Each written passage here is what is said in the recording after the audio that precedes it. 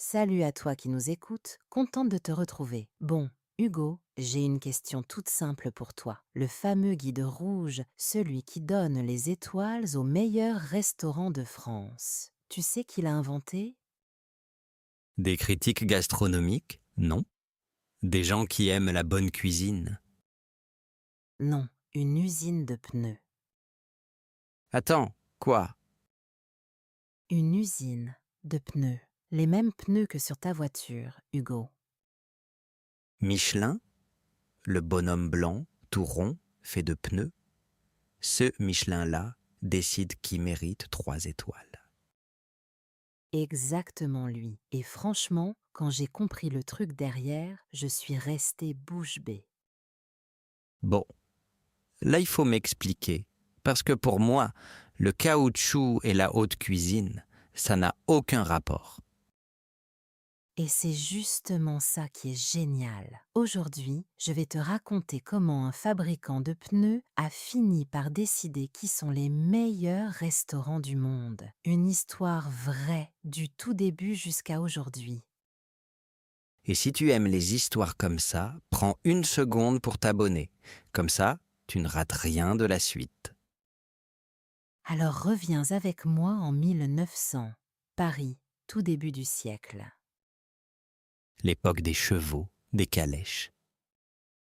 Voilà. Et la voiture, elle vient tout juste de naître. Devine combien il y en avait des voitures dans toute la France à ce moment-là. Aucune idée. 100 000? Environ 3000.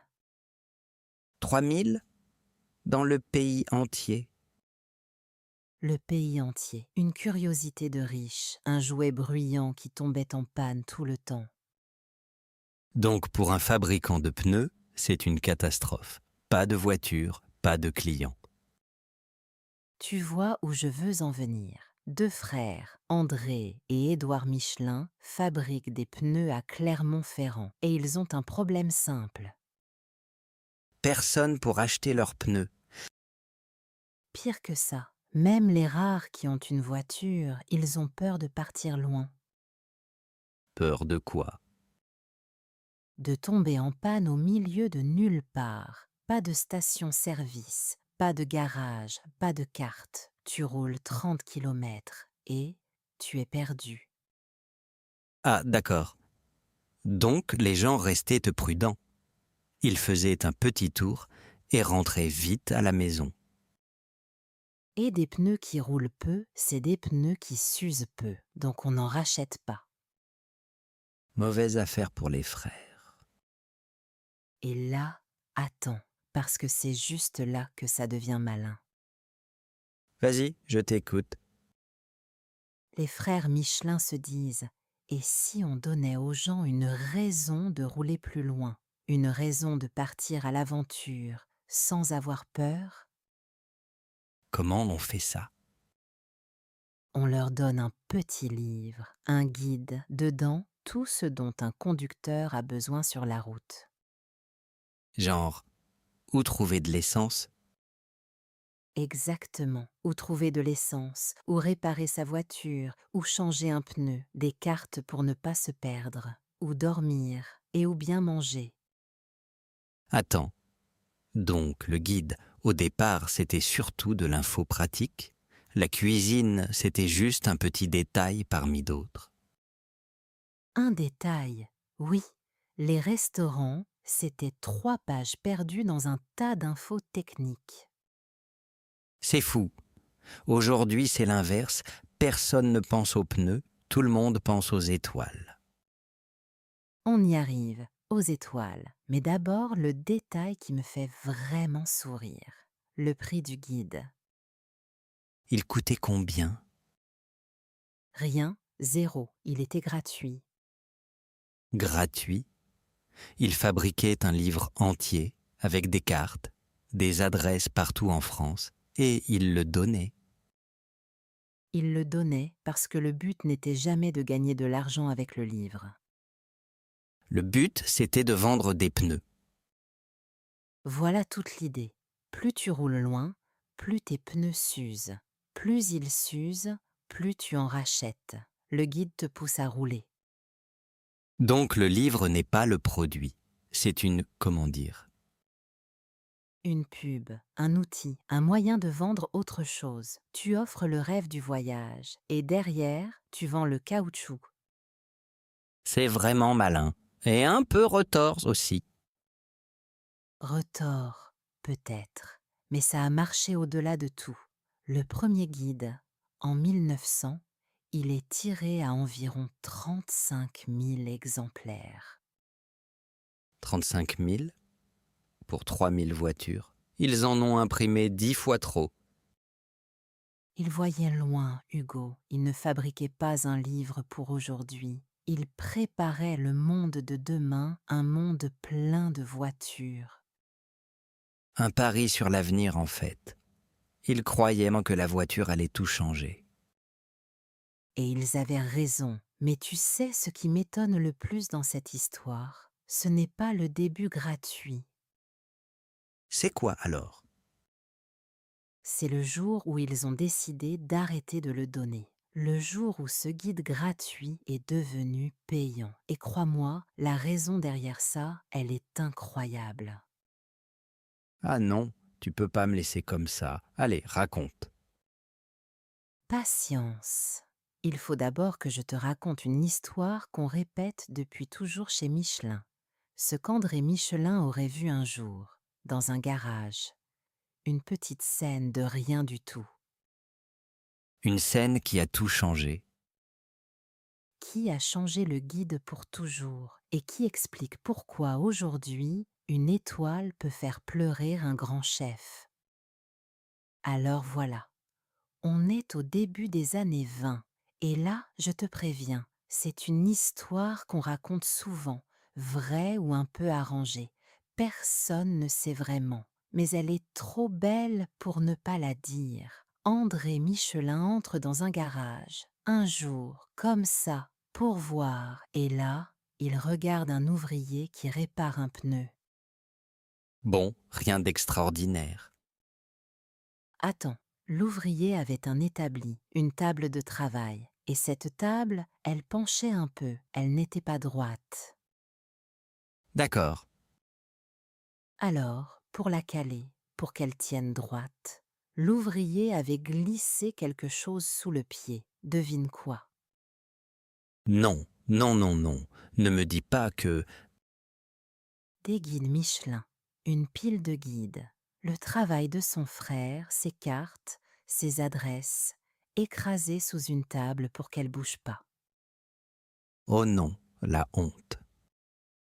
Imagine sa tête, Hugo. Il a passé des années sur ce guide, et il sert de cale, comme un vieux carton qui traîne.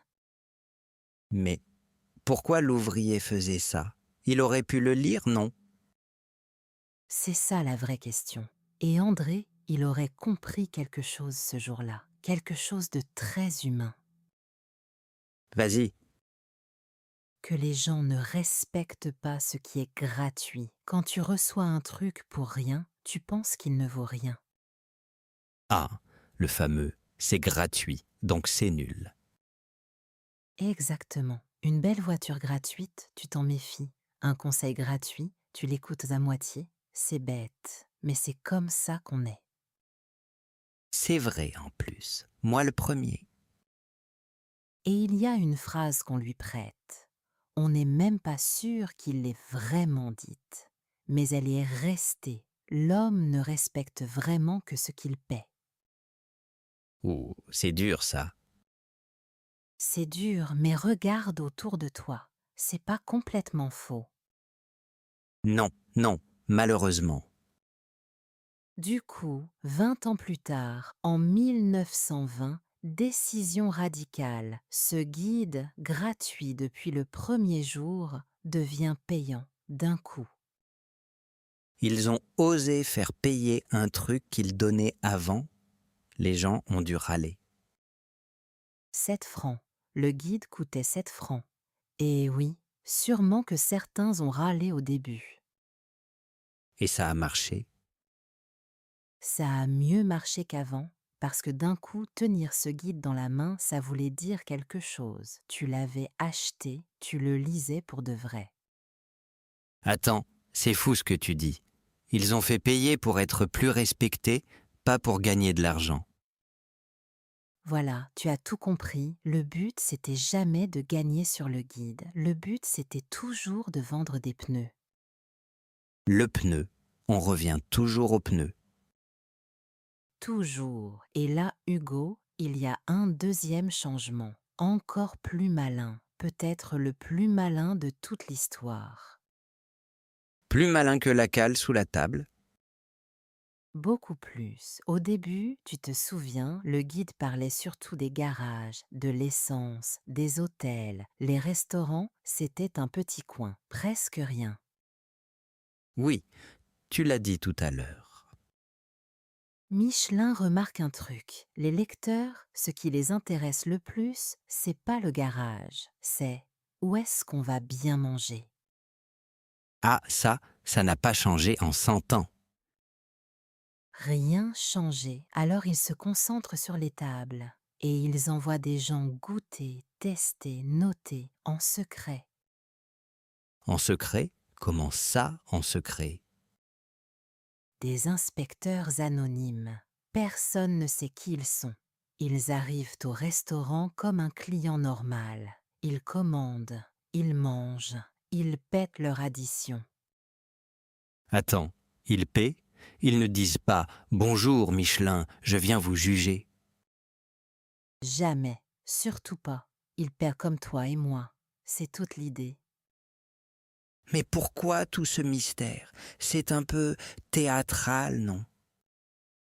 Non, c'est très logique. Réfléchis. Si le chef sait que l'inspecteur est là, qu'est-ce qu'il fait? Il sort son meilleur plat, forcément. Le grand jeu. Voilà.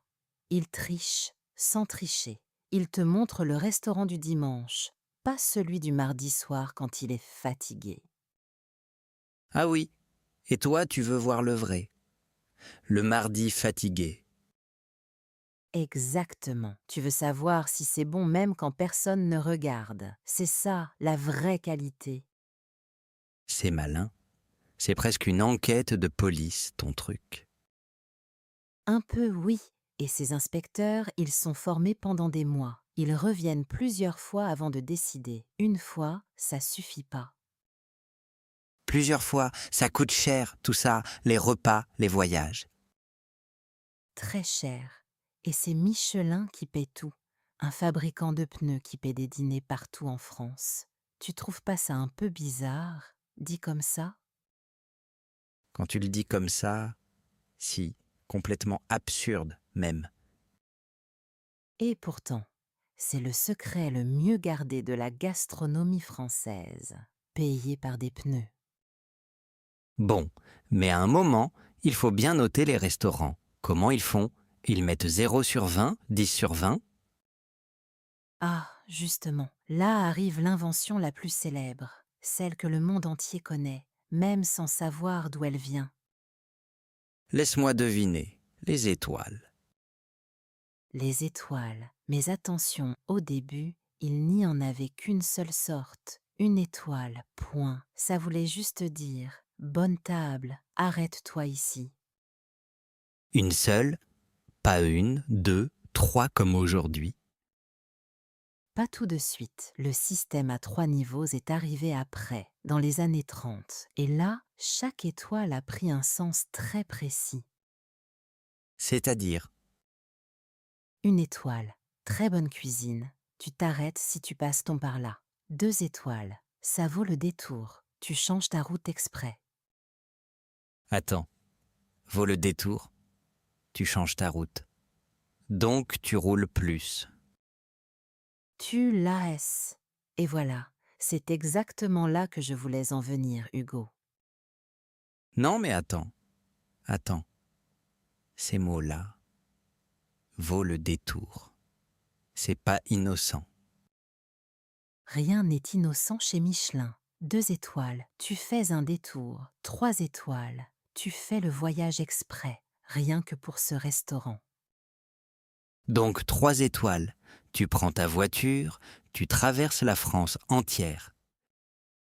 Et tes pneus s'usent encore et encore, kilomètre après kilomètre, vers un seul restaurant. C'est, c'est presque diabolique en fait, mais tout en douceur. Je te l'avais dit, le petit mot détour dans le guide, c'est pas de la poésie, c'est de la stratégie. Chaque détour, c'est du pneu. Attends que je vérifie que j'ai bien compris. Le voyage, ça veut dire quoi exactement? Faire le voyage, en français, ça veut dire se déplacer exprès pour quelque chose, pas en passant, juste pour ça. Un long trajet volontaire. Donc 3 étoiles, c'est presque un ordre. Prends ta voiture et roule loin. Un ordre déguisé en récompense. Le chef est fier, le client est content et Michelin vend des pneus. Tout le monde gagne. Sauf les pneus qui meurent. Ah, sauf les pneus. Pauvres pneus. Ils se sacrifient pour la gastronomie française. Mais dis-moi une chose. Aujourd'hui, on prend l'avion, le train. Est-ce que ça marche encore, cette idée de vendre des pneus? Bonne question. Honnêtement, le lien direct est plus faible qu'avant, mais il reste quelque chose d'énorme, quelque chose que Michelin n'avait peut-être pas prévu. Quoi? Le nom, le prestige. Aujourd'hui, quand tu dis Michelin, tu penses à quoi en premier? Aux pneus ou aux étoiles? Aux étoiles. Sans hésiter, je pense même pas aux pneus. Et c'est ça le plus beau de toute l'histoire. Le petit cadeau publicitaire, ce guide gratuit posé sous une table, il est devenu plus célèbre que l'entreprise elle-même. Le petit cadeau était devenu plus grand que ceux qui l'ont fabriqué. C'est exactement ça. Un fabricant de pneus tient aujourd'hui le pouvoir sur la haute cuisine mondiale. Un chef peut pleurer de bonheur ou de tristesse à cause d'un guide de pneus. Tu as dit tout à l'heure qu'une étoile peut faire pleurer. Ça m'intrigue encore. On en parle? Oh oui, on en parle, parce que là, on quitte les vieilles histoires et on arrive à aujourd'hui, à des choses très concrètes, parfois très dures. Vas-y, je t'écoute. Alors voilà, une étoile Michelin aujourd'hui, ça peut changer une vie. Un petit restaurant reçoit une étoile et d'un coup, tout change. Le téléphone n'arrête plus de sonner, des semaines de réservation, parfois des mois d'attente. Des mois d'attente, vraiment? Souvent, oui, des gens réservent depuis l'autre bout du monde. Le chef devient une star, sa cuisine, son quartier, tout revit, une seule étoile, et sa vie bascule du bon côté. Ça, c'est le beau côté. Mais tu parlais de choses dures tout à l'heure. De pleurer de tristesse. Oui, parce qu'il y a l'autre face. Gagner une étoile, c'est le rêve. Mais après, il faut la garder. Chaque année. Et là, la pression devient énorme. Pourquoi énorme? On la garde, non? Non, justement. Les inspecteurs reviennent, en secret, toujours. Un mauvais soir, un plat raté, et l'étoile peut partir. Le chef vit avec cette peur au ventre, toute l'année. Attends, ils reviennent sans prévenir, même après avoir donné l'étoile. Toujours en secret. Il réserve sous un faux nom, il paie l'addition comme tout le monde. Personne ne sait que c'est eux. Le chef ne sait jamais quel client ce soir-là tient son destin entre ses mains. Oh là, vivre comme ça. Chaque service, chaque assiette, c'est épuisant en fait. Épuisant, oui. Et parfois, ça finit très mal. Tu sais, il y a eu un grand chef français, Bernard Loiseau, un immense talent, 3 étoiles, un homme adoré de tous. 3 étoiles, le sommet, le maximum. Le maximum. Et pourtant, en 2003, Il s'est donné la mort. Les raisons étaient sûrement multiples. Des soucis d'argent, une grande fatigue, sans doute la dépression aussi. Mais on a beaucoup parlé de la peur de perdre une étoile. On ne saura jamais toute la vérité. Et ça a bouleversé toute la France. Alors ce petit guide de pneus, il peut vraiment peser très lourd sur un homme. Voilà où on en est. Un cadeau publicitaire au départ pour vendre des pneus. Et un siècle plus tard, il porte le rêve et parfois le drame de toute une profession. C'est fou de penser à tout ce chemin, de la roue crevée sur une route vide, jusqu'aux plus grandes cuisines du monde. Et c'est pour ça qu'on adore ces histoires. Derrière un objet banal, un guide rouge, il y a des gens, du courage, des rêves. La prochaine fois que tu vois une étoile sur une porte, tu sauras. Tu sauras qu'elle vient d'une entreprise de pneus, et ça, franchement, ça reste une belle histoire à raconter. Et voilà, on va s'arrêter là pour aujourd'hui. Mais je te promets une chose, la prochaine fois que tu croises une étoile sur la porte d'un restaurant, tu ne la regarderas plus jamais pareil. Merci d'avoir écouté jusqu'au bout, ça compte vraiment pour nous. Et si cette histoire t'a plu, pense à t'abonner, comme ça, on se retrouve très vite pour la prochaine. Allez, prends soin de toi, à très bientôt.